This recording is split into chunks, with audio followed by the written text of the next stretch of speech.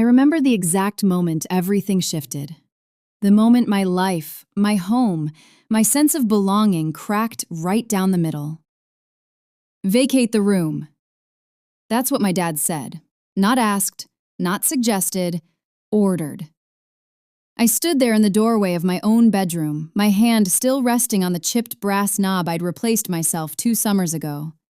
The late afternoon sun poured in through the window I'd painted and resealed, casting warm light across the walls I had patched, sanded, and painted in a soft, calming gray. My room. My house. Or at least, that's what I believed.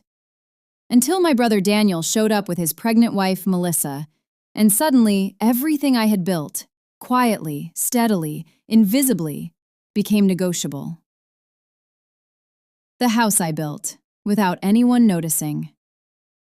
People like to think ownership is about papers. It's not. It's about time, effort, sacrifice.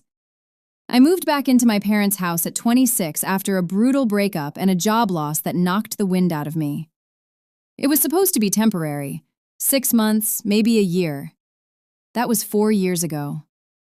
During those 4 years, I paid the property taxes when my dad's hours were cut. I covered utilities when my mom's medical bills piled up. I repaired the leaking roof after a storm. I replaced the ancient furnace when it died in the middle of winter. I painted every wall, fixed every creaky hinge, installed the kitchen cabinets myself, YouTube tutorials, and sheer stubbornness. Daniel? He visited on holidays, brought store-bought pies, left early. Melissa? I met her twice before the wedding. Once at a dinner where she barely looked at me. Once at the ceremony where she smiled like she had already won something. At the time, I didn't know what that something was. They need the space more than you. They need the space more than you, my dad repeated, crossing his arms like that settled it. Daniel stood behind him, one hand resting on Melissa's shoulder.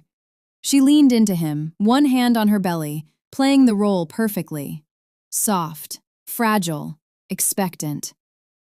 I'm not saying no, I said slowly, trying to keep my voice steady. But why my room? There's the guest room. The guest room is too small, Melissa said quickly, and the stairs are difficult for me. There are 3 steps, I replied. She gave me a tight smile. There's still steps. My mom stepped in then, her voice softer but no less firm. Sweetheart, you can move into the basement, just for a little while. The basement, unfinished, cold, still smelled faintly of mildew despite everything I had done to clean it. Just for a little while, my dad echoed. I looked around the room, my room, the one place in that house that felt like mine. And I said yes, because that's what I always did. Temporary has a way of becoming permanent. At first, I told myself it was fine. Temporary. I moved my things downstairs, set up a small sleeping area, bought a space heater, made it livable. Meanwhile, upstairs, my room transformed. New curtains, new furniture, a crib. They didn't ask me before making those changes. They didn't need to. Weeks turned into months. Every time I brought it up, there was a new reason. The baby needs stability. Melissa isn't sleeping well. It's just not a good time. And then one night, I overheard something that made my stomach drop. The conversation that changed everything. I wasn't trying to eavesdrop. I had come upstairs to grab a file from my old closet, the one thing they hadn't cleared out yet. Their voices drifted from the kitchen. We couldn't have done it without her, my mom was saying. My dad chuckled. She doesn't even know. Daniel laughed too. That's the best part. My chest tightened. No what? I stayed very still. And the bank didn't question it? Melissa asked. No, my dad said. We had everything we needed. A pause, then her signature matched perfectly. My heart stopped. The $95,000 surprise. I didn't confront them right away. I wish I could say I was brave enough for that. Instead, I did what I always do. I gathered information. The next morning, I went to the county records office. I didn't even know exactly what I was looking for, just a sinking feeling that something was wrong. The clerk pulled up the property records, and there it was, a mortgage. $95,000, taken out 6 months ago, against the house, my house. And then I saw it. Borrower, my name. Signature, my name. But not my handwriting, not my consent, not my knowledge. I felt like the ground had disappeared beneath me. Betrayal has a sound. It's not loud, it's not dramatic. It's quiet, like a glass cracking slowly before it shatters. I drove home in silence, walked into the house I had repaired, paid for, protected, and suddenly, it felt foreign. They had used me, not just emotionally, legally, financially, criminally. And the worst part? They were celebrating. The baby shower. Melissa's baby shower was scheduled for the following Saturday. Of course it was. The house was decorated in soft pastels. Balloons floated near the ceiling. A banner stretched across the living room. Welcome, baby Carter. People filled the space. Family, friends, neighbors, relatives who hadn't spoken to me in years suddenly cooing over baby clothes and cupcakes. I arrived late, deliberately. I wore something simple, neutral. I carried a folder. Inside it, everything. Bank records, property documents, the mortgage agreement, and most importantly, proof that the signature wasn't mine. I stepped into the living room just as Melissa was opening gifts. "Oh, Sabrina made it," my mom said, her smile tight. "Wouldn't miss it," I replied. I stood quietly at the back, waited, watched. Let them enjoy their moment, because I knew it was about to end. I brought a gift too. When the gift slowed, I stepped forward. "I actually brought something as well," I said. Melissa looked up, surprised. "Oh, you didn't have to." "I know," I said. I placed the folder on the table. "In fact," I added, "this one's for everyone." The room fell quiet. My dad frowned. "Sabrina, what is this?" "Just something I thought we should all go over together," I said calmly. I opened the folder, pulled out the mortgage document, and held it up. "Did you know," I said, addressing the room, "that there's a $95,000 loan on this house?"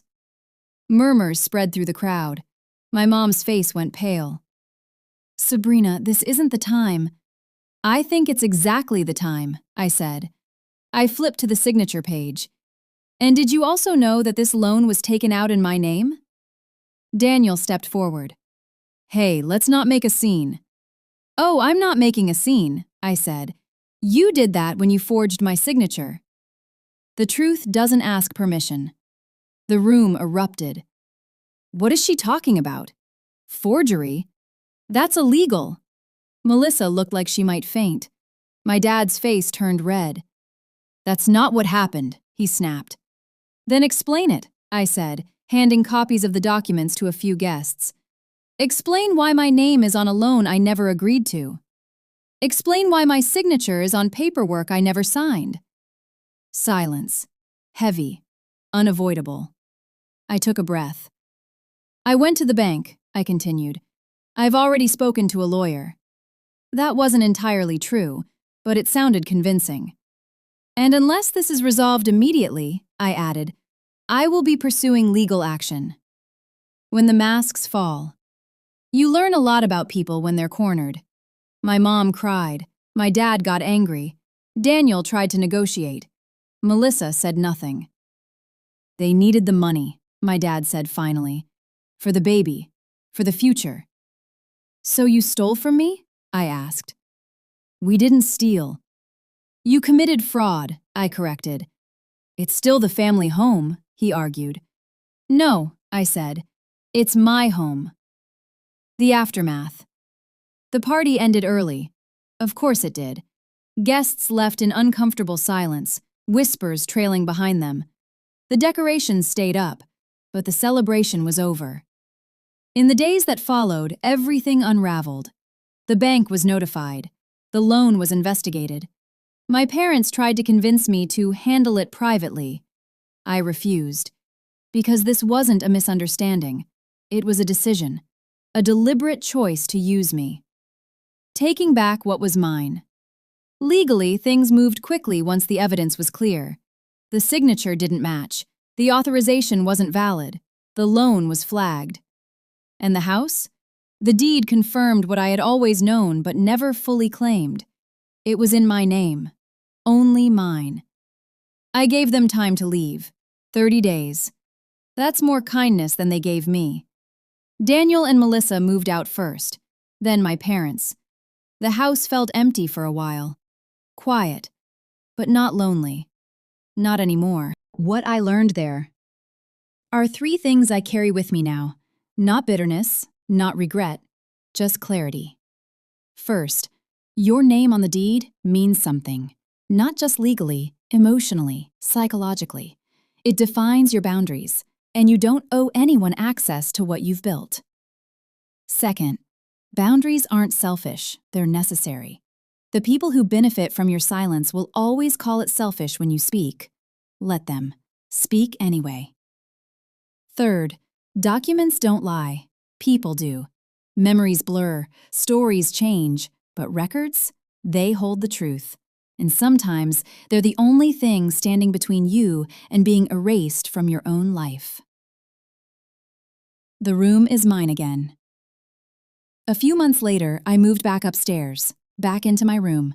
I repainted the walls, again. Not because they needed it, but because I did. A fresh start, a clear line between what was and what is. Sometimes I stand in the doorway and remember that moment. Vacate the room. Funny how things change. Now, if anyone ever tells me to leave something that's mine, I know exactly what to say. No. This is the end. Thank you for listening. Please subscribe if you like this story.